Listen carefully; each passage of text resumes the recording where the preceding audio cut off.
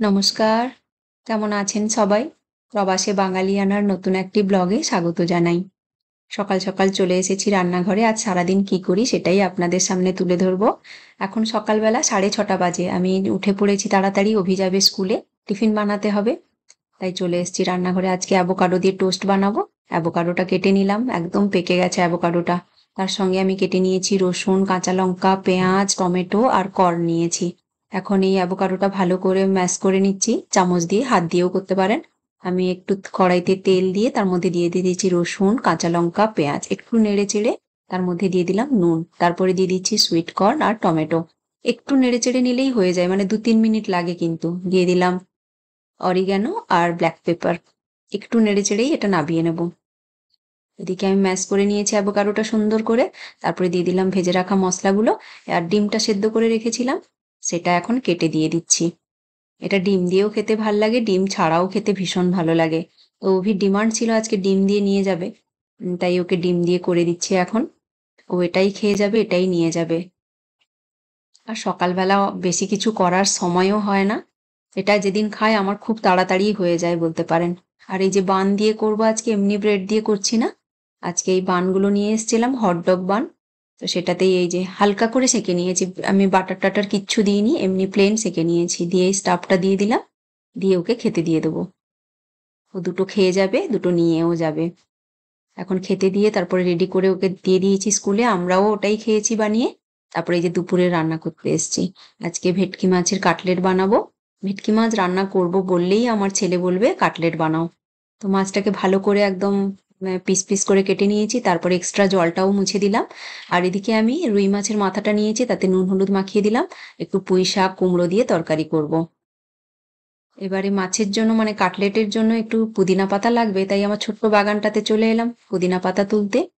বেশ ভালো পুদিনা পাতা হচ্ছে জানেন, মানে আমি প্রচুর তুলি, প্রায় তুলি এখান থেকে, কিন্তু কঁচাতে থাকে সুন্দর। আমি মাঝে মাঝে আবার এগুলো কেটেই আবার ওখানেই লাগিয়ে দিই, সেটাও দেখছি ধরে যাচ্ছে সুন্দর। বেশ ভালো হচ্ছে, মানে আমি 10-15 দিনে তো একবার করে তুলি। কিছু না কিছু খাওয়া হয়, তোলা হয়। এত ভালো লাগে পুদিনার গন্ধটা। নিয়ে যাচ্ছি এবারে, এই যে দেখুন কতটা তুলেছি, মানে আমার মাছের জন্য সুন্দর হয়ে যায়। নিয়ে নিয়েছি কাঁচা লঙ্কা, পুদিনা আর ধনেপাতা। এগুলো ভালো করে ধুয়ে নিয়েছি আমি সুন্দর করে। তারপরে এই যে কেটে নিচ্ছি, দিয়ে আমি পেস্ট বানাবো। এর সঙ্গে একটু রসুন আদাও দেব। পুদিনাটা কাটছিলাম, এত সুন্দর গন্ধ উঠেছে, ফ্রেশ তো একেবারে। এই একটা রসুনের কোয়া নিয়েছি, একটাতেই হয়ে যাবে, আর একটু আদা নিয়েছি। এখন এগুলো ভালো করে পেস্ট করব, তার সঙ্গে দিয়ে দিলাম নুন আর লেবু রস। এই পেস্টটা মাছের ম্যারিনেটে দিলে এত ভালো লাগে না কাটলেটের মধ্যে, খুব টেস্টি হয় কিন্তু। সুন্দর একটা গন্ধ আসে পুদিনার আর ধনেপাতার, দারুণ লাগে খেতে। আজকে মাছের স্লাইসগুলো একটু আঁকাবাঁকা হয়ে গেছে আমার, কাটাটা ঠিক করে হয়নি। যাই হোক, এখন এই যে রুই মাছের মাথাটা ভাজতে দিয়ে দিলাম, কুমড়ো শাকটা বসিয়ে দেবো। মাছের মাথাটা ভাজা হতে হতে আমার এগুলো কাটা হয়ে যাবে সবজিটা। আর এখানে পুঁই শাকটা খুব ভালো পাওয়া যায়, সারা বছরই পাওয়া যায়। খুব নরম থাকে পুঁই শাকগুলো, একদম কচি কচি। পাতাগুলোকে আগে কেটে নিই, তারপরে ডাঁটা, কুমড়ো আর একটু আলুও দেবো সঙ্গে।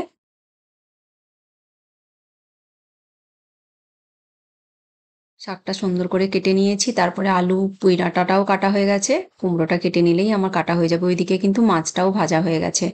মাছটা আমি মাঝখানে একটু উল্টে পাল্টে দিয়েছি। মাছটা একটু ভালো করেই ভাজতে হয়, না হলে কেমন একটা গন্ধ করে। একদম ক্রিস্পি করে ভেজে নিয়েছি আমি। এখন তুলে নিই। আর এদিকে ভাতও বসিয়ে দিয়েছি। ওই তেলেই দিয়ে দিলাম জিরে, তেজপাতা আর শুকনো লঙ্কা। একটু নেড়ে চেড়ে ধুয়ে রাখা সবজিগুলো দিয়ে দিলাম। একটু নেড়ে চেড়েই দিয়ে দেবো পেঁয়াজ কুচি, আর দিয়ে দেবো গ্রেট করা আদা। খুব বেশি দিইনি, একটুখানি দিয়েছি আদা। তারপরে দিয়ে দিচ্ছি নুন আর হলুদ গুঁড়ো, আর দিয়ে দেবো কাঁচা লঙ্কা। আজকে আর লঙ্কা গুঁড়ো একটুও দেবো না। আমি এমনিতে লঙ্কা গুঁড়ো দিই না এই তরকারিগুলোতে, খুব রেয়ারই দিই। কাঁচা লঙ্কা যখন ঝাল টাল থাকে না, এই কাঁচা লঙ্কাগুলো ঝাল, আর শুকনো লঙ্কাও একটা দেওয়া আছে, তাই আর দেবো না। একটুখানি জিরে গুঁড়ো দিলাম, তারপরে দিয়ে দিলাম কেটে রাখা শাকগুলো। একটু নেড়ে চেড়েই মাছের মাথাটাও এর মধ্যে দিয়ে দেবো এখনই।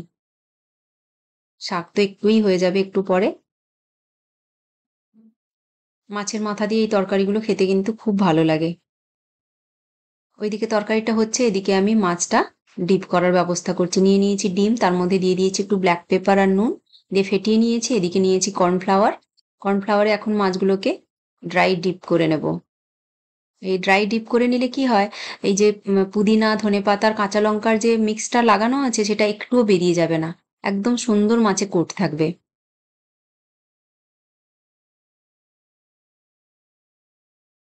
এইভাবে আমি সব একটা একটা করে ডিপ করে নেব। আর এই বাম হাতে করছি এই কারণে, না হলে ভীষণ জড়ে যায় সব কর্নফ্লাওয়ার গুলো। ওই হাতটা যেহেতু একটু ভিজা ভিজা হয়ে যায়, সব জড়ে যায়, তাই জন্য আমাকে বাম হাত ডান হাত করতেই হয়। এদিকে তরকারিটাও আমার প্রায় সেদ্ধ হয়ে গেছে, কুমড়ো টুমড়ো গুলো নাড়াচাড়া করে দিই। নাড়াচাড়া করে নিয়েই নেব, হয়ে গেছে এটা। ওই শাকের জলেই সেদ্ধ হয়ে গেছে। এই দেখুন কুমড়ো একদম ফেটে যাচ্ছে, আলুও সেদ্ধ হয়ে গেছে। তারপরে দিয়ে দিচ্ছি একটুখানি চিনি। কুমড়ো তরকারিতে একটু চিনি না দিলে আবার টেস্ট লাগে না। এই যে নিয়ে নিয়েছি, আমার তরকারি হয়ে গেছে। আর এদিকে মাছগুলোও সব আমি কর্নফ্লাওয়ারে ডিপ করে নিয়েছি।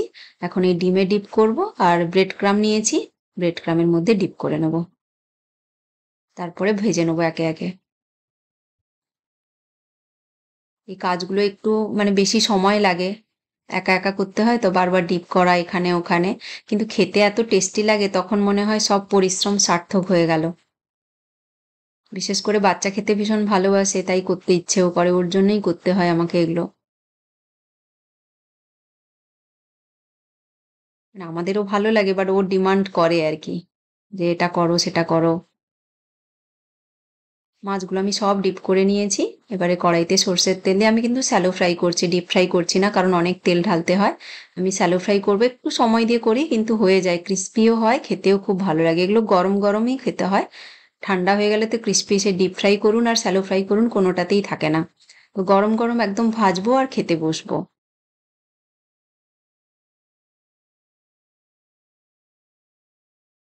এই যে মাছগুলো আমার প্রায় সব ভাজা হয়ে গেছে।